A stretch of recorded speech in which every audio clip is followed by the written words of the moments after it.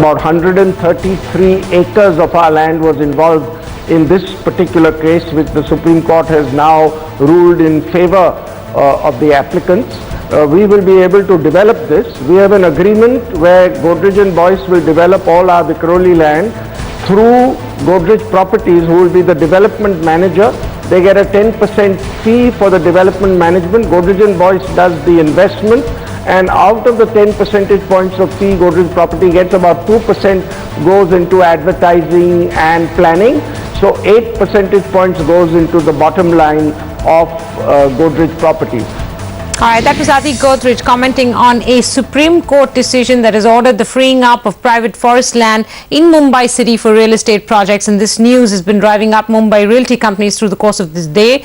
More details on that. Most of these projects in the suburban areas of Vikhroli and Mulund have been stuck since the year 2006, when the BMC issued stop work notices to them. The new ruling, now that's come in today, will make way for more than 100 real estate projects. That's what we're picking up. What will it mean for Mumbai Realty and Mumbai Realty players? We've got Anuj Puri, Chairman and Country Head of Jones Lang LaSalle, joining us with more analysis.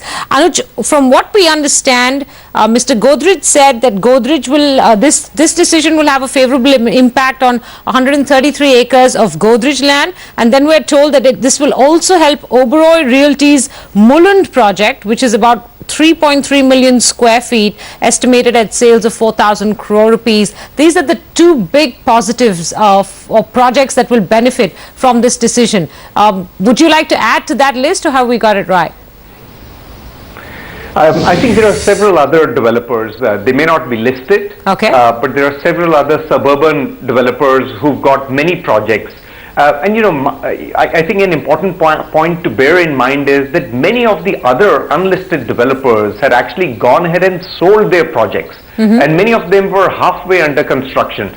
So actually, you know, whilst it's great news for the developers who are listed, and it's great news for the developers who are not listed but have got the permission, I think it's even greater news for the investors or the home buyers who had actually gone ahead and bought those apartments, made part payments, and then suddenly in 2006, because of the BM notice, you know, the stop construction had happened, as a result of which they were stuck for 7 years with having made part payment on those projects. So I think the euphoria is a lot more on the end users and the investors who had actually gone ahead and bought many of these apartments in these projects, and they are so delighted that the Supreme Court ruling has come, as a result of which the builder will now be able to go ahead and complete the construction. Anuj, can you give us a sense of what kind of positive impact this will have, at least on the listed companies? Godrej, we have some idea because Mr. Godrej spoke to us earlier in the morning today. But in terms of Oberoi Realty, we understand that this project should now contribute about 1,200 crores to its NAV. Have you done any number crunching on how this will help the company? So it will be very simple. If you look at the pricing within Mulund, it's anywhere between 12 to 13,000 rupees a square foot. You know, a project like Oberoi, you know, obviously at a premium will be more closer to 13. And so if you were to multiply 3.3 million square feet times 13 is really what the total revenue is going to come out of that project. Obviously there is a cost of construction and there is a land acquisition cost that has gone in. Cost of construction will be about 4,000 rupees, so the net profit will be about 9,000 rupees, barring the land cost. So 9,000 times 3.3 is what the profit will be. You know, this obviously needs to be adjusted for the land cost. So it is a very profitable position where Oberoi currently is sitting, having got the permission from the Supreme Court. Anand Senthil here. Since you crunched the numbers for us for Oberoi, Mr. Godrej said that they have 133 acres in Godrej Boyce, which is an unlisted company, but Godrej Properties will develop it and get a 10% fee.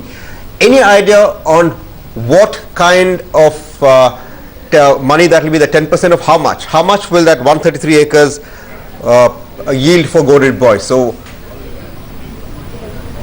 Senthil, very difficult. I can tell you what the selling price in that area is, but very difficult to find what will be the total stock on 133 acres that will be constructed. And given there are various ability to get in the permissions, whether it's under the car parking scheme, Sure.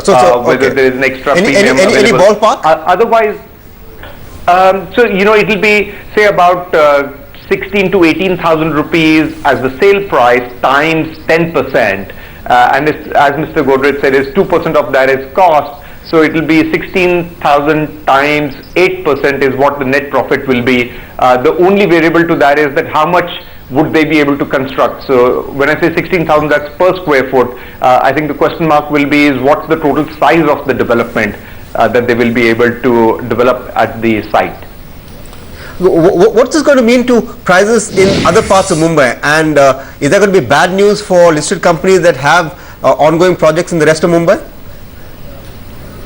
I think certainly there is going to be a lot more supply that is going to come up. So from an end user investor point of view, apart from those who had already invested in the schemes will now get their own house, equally it is great because there is more supply that is going to come up, and hence the pressure on pricing will continue in the eastern suburbs of Mumbai.